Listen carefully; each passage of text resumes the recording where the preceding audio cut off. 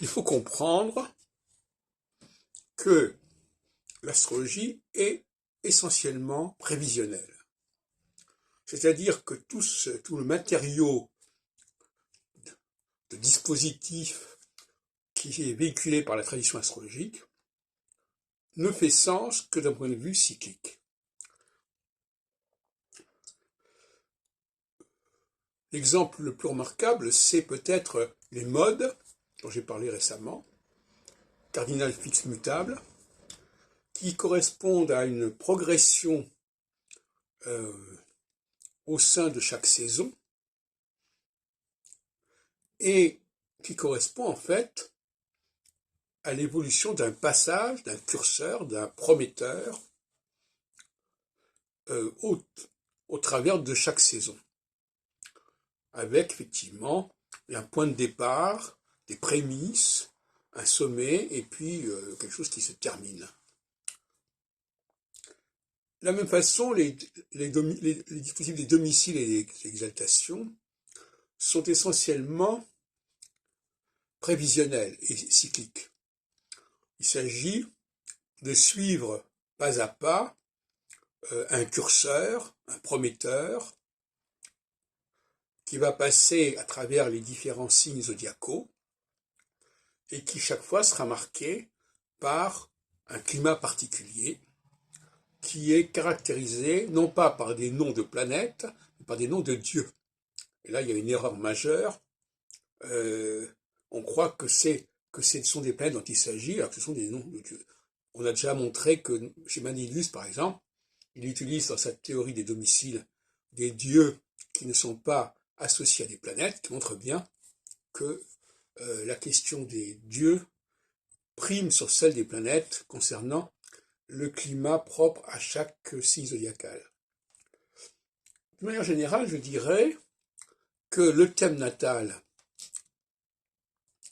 est ce qu'on appelle une astronomie de position.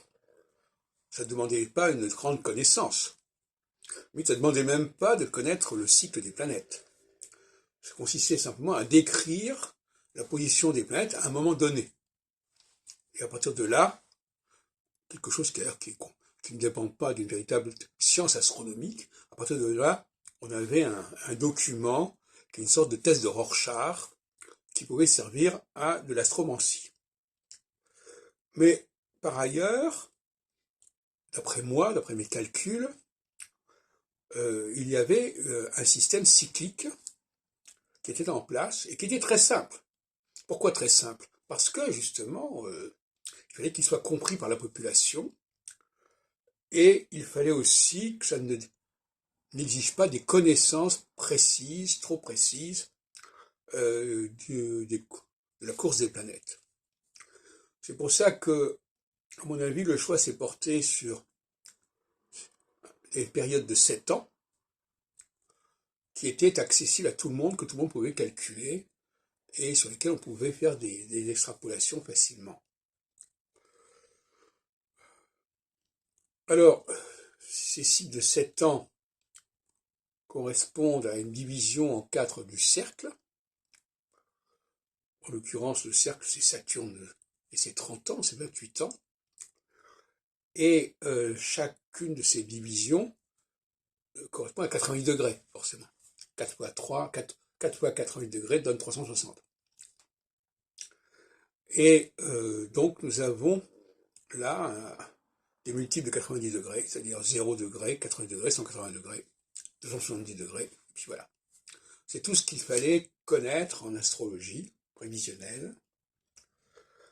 Et par conséquent, il n'y a que l'astrologie du thème natal qui peut servir de support divinatoire à cette astrologie. Tout le reste est de l'ordre de la cyclologie.